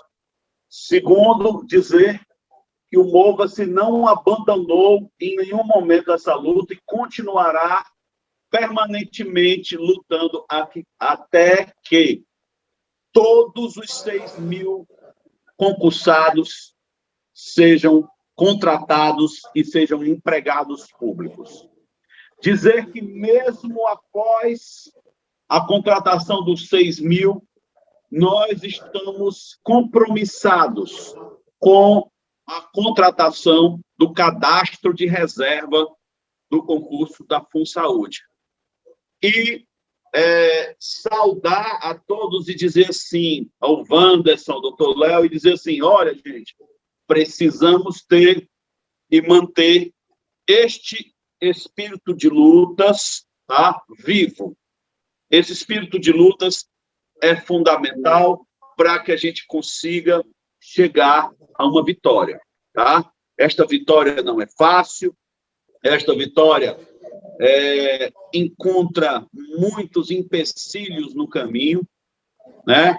Há pouco eu vi a questão da PGE, que a Valéria Mendonça levantou, que o doutor Eudenis também está falou agora há pouco, né? Que é mais um empecilho para dizer, não pode contratar nesse momento. Realmente, existe um negócio chamado defeso eleitoral, ou existe uma vedação de contratação por conta da questão da vigência do período eleitoral brasileiro, que dura exatos 45 dias. E depois desses 45 dias, nós temos mais 60, se não me engano, 60 ou 90 dias sem possibilidade de contratação. Aí o doutor Eudenis vai nos ajudar a esclarecer, né? Então, passado o prazo do defesa eleitoral, ou o prazo de vedação de contratações do período eleitoral, tá? O governo do Estado realmente pode fazer.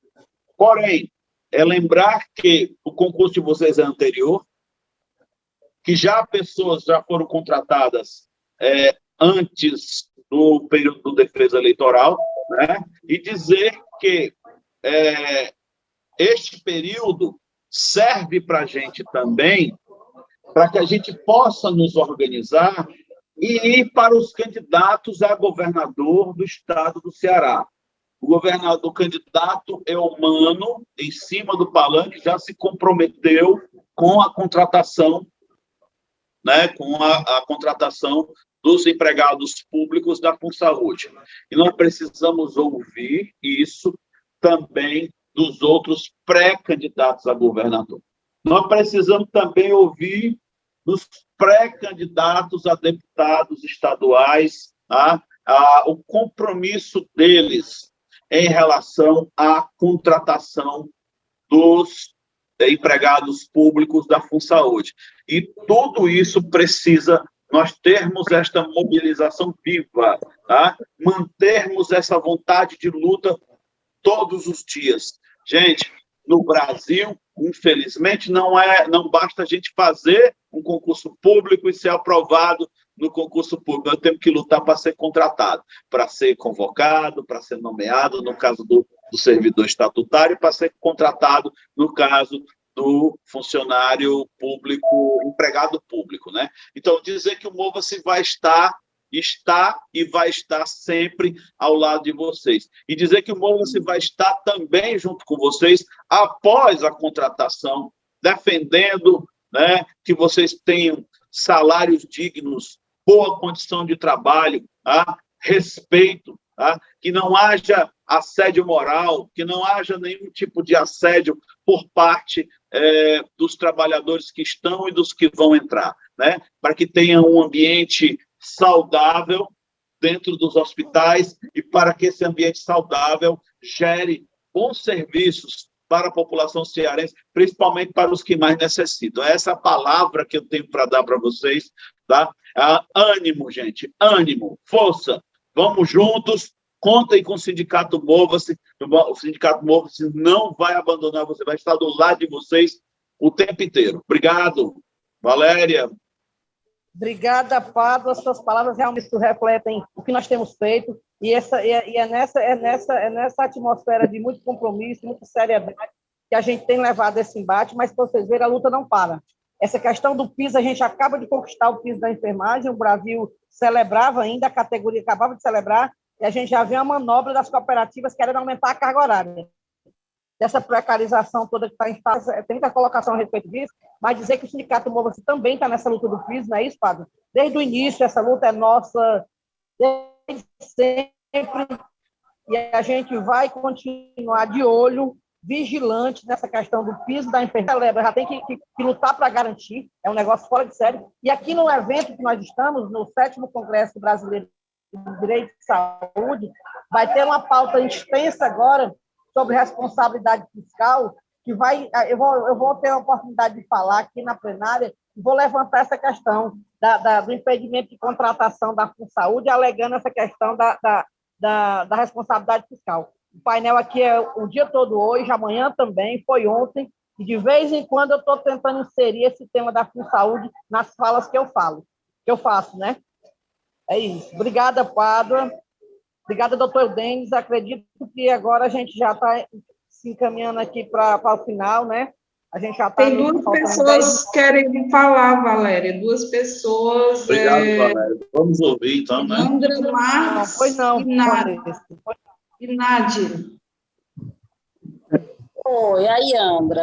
Pois não. Eudênis, a pergunta, né? De que forma esse parecer do PGE, alegando aumento de despesa, ele pode causar um impacto na nossa convocação, porque se já tinha o recurso para o concurso, para a contratação, e uma reunião que os meninos tiveram, que a comissão teve com o pessoal da FunSaúde, a responsável pelo RH relatou que tinha recurso até o ano de 2024.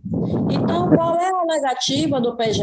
O que é que o PGE pode estar afirmando para que não seja contratado os aprovados? Eu não sei.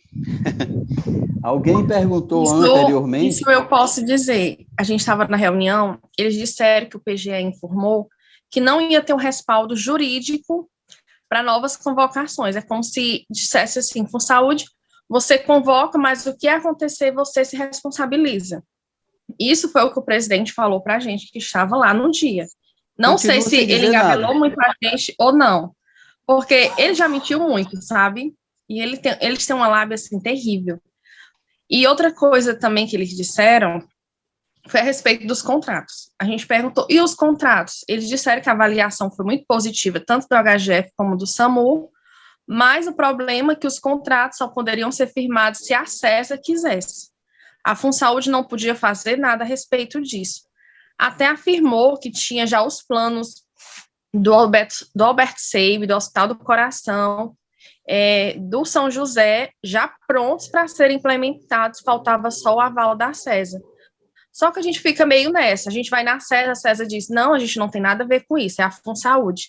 A gente vai na FunSaúde, a FunSaúde diz que é a CESA. E a gente fica nisso, como é que a gente vai conseguir os contratos dos outros hospitais?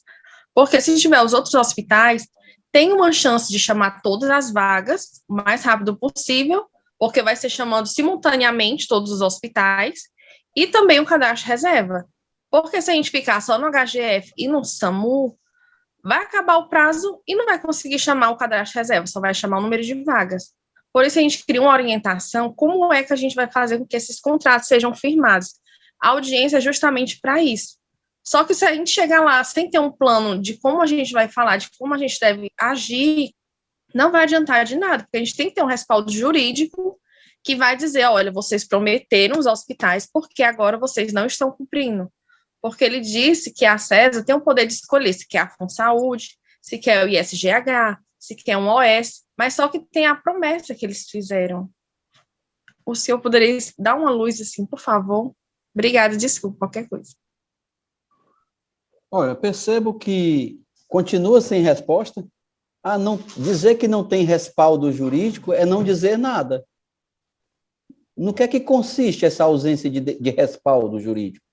Qual é o fato concreto, do ponto de vista jurídico, que impede essa contratação? Eles disseram porque... desculpa. Que a FunSaúde não estava na LOAS, mas que ano passado quase que o concurso não acontecia por causa disso. Mas alguém disse para eles, não sei o que foi que eles disseram, mas eu me esqueci, que disse que não tinha problema, porque na nova gestão ia ser implementado no plano plurianual, que é no LOAS, né? Então, não ia ter problema de convocar nenhum concurso ser realizado. Só que quando foi agora, eles inventaram essa desculpa, porque eles sempre inventam alguma desculpa, né? O plano plurianual, todo governo, prefeito, governador, presidente, no primeiro ano do seu governo, ele aprova esse plano plurianual, que tem um prazo de 4 anos, de modo que cada prefeito, cada governador, cada presidente, o seu primeiro ano, ele trabalha com o plano que foi feito pelo anterior, porque ele é feito no primeiro ano e para aprovar 4 anos para frente, né? E assim, é um plano de governo, é um plano de ação, é um plano de entrega para a população de uma série de propostas, que normalmente propostas de campanha, mas de uma maneira mais técnica, de uma maneira mais jurídica. E aí nós vamos ter, depois do plano plurianual, vamos ter a lei de diretrizes orçamentárias, que vai estabelecer as diretrizes para o orçamento ser aprovado cada ano, considerando o plano plurianual. E aí temos a lei, a LOAS, a Lei Orçamentária Anual. Não é possível fazer o concurso sem a previsão, nem que seja uma previsão por meio de uma dotação especial, uma dotação orçamentária especial, a não ser que o concurso seja exclusivamente para cadastro de reserva. Se eu faço para cadastro de reserva, eu não crio o direito de ninguém que foi aprovado a ser convocado. Em tese, eu não crio esse direito. E aí eu não teria a obrigação de convocar. E se eu não tenho a obrigação de convocar, eu não tenho certeza que eu vou ter aquela despesa. Se eu não tenho uma despesa, eu não tenho necessidade de ter receita. Tá certo? Então, essa conversa aí, não, do ponto de vista jurídico, não encaixa, não emplaca, tá certo? Mas, não é por isso que a PGE mandou não... se a PGE fosse para interferir, ela teria interferido na não realização do concurso. Então, pessoal, não pode fazer o concurso, não. Ô, governador, peraí, não, assim não. Está errado. Não tem essa previsão e tal. Ele teria deixado de intervir lá atrás, até porque ele sabe que, fazendo o concurso, vai gerar o direito adquirido pela jurisprudência pacífica do Supremo Tribunal Federal já há bastante tempo, né? Isso é pacífico no âmbito do Supremo, esse direito. Então, o que existe aí é uma pressão das cooperativas, volto a dizer, para não convocar. Existe 8% é a previsão de perda de receita do Estado do Ceará com a questão dos combustíveis no ICMS, né? Então, é 8% no orçamento anual, mais ou menos 2,5 bilhões daqui para o final do ano, que o Estado deve deixar de arrecadar, enquanto não for criado um mecanismo de compensação, tá certo?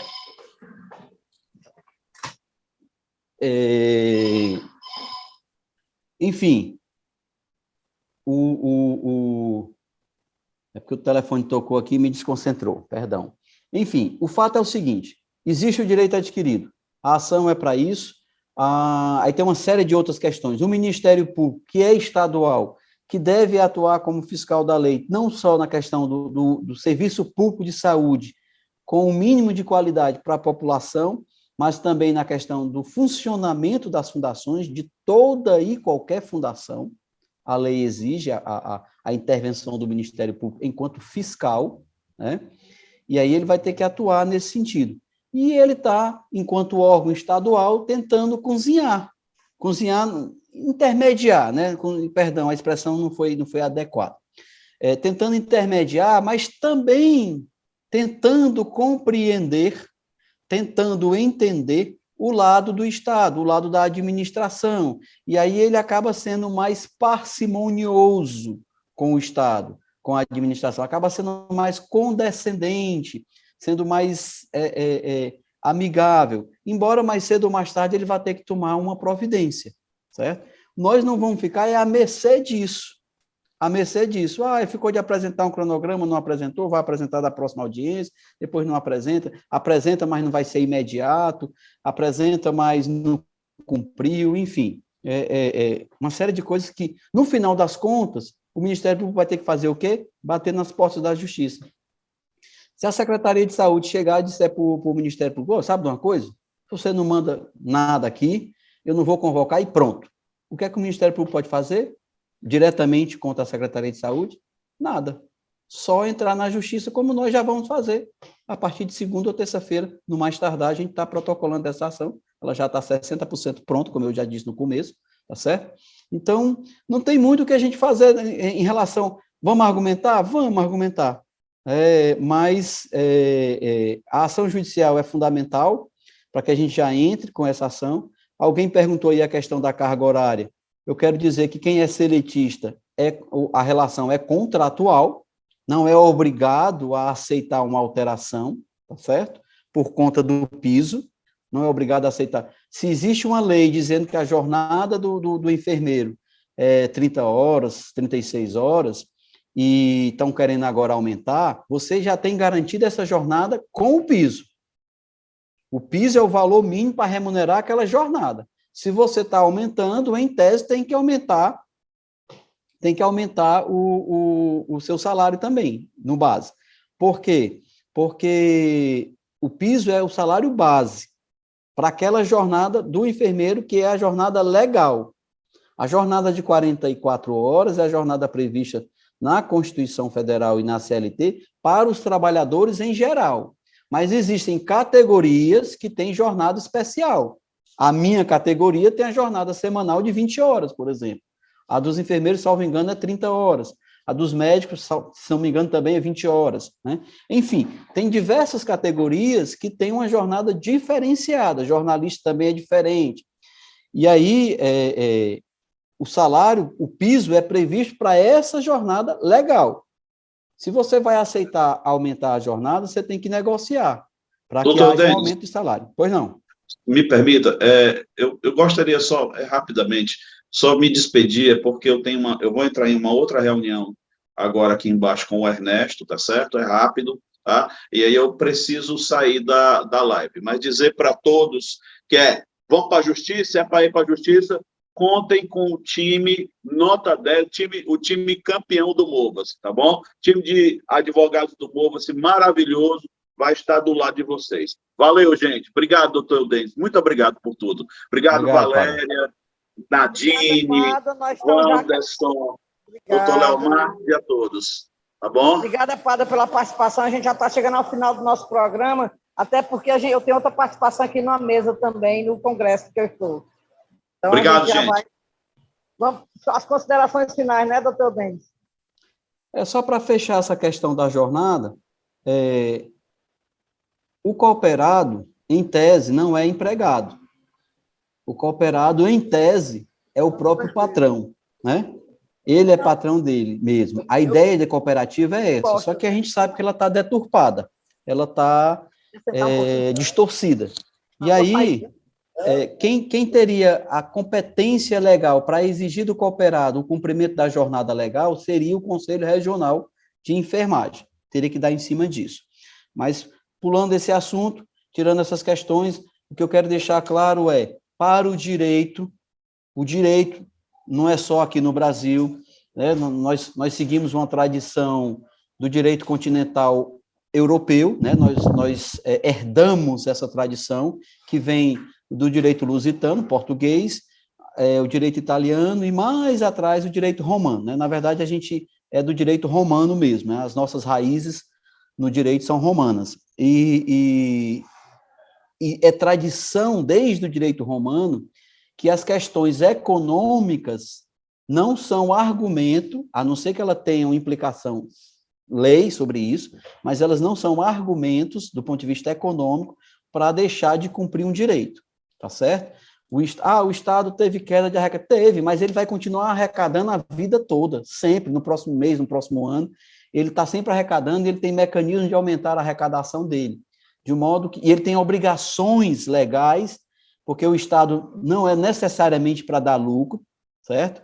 Essa ideia da lei de responsabilidade fiscal, ela também é distorcida, porque o Estado não é uma empresa, o Estado não vive de lucro, o Estado existe para proteger a população, para fornecer segurança, para fornecer serviços públicos à população, de educação, de saúde, de saneamento, de segurança pública.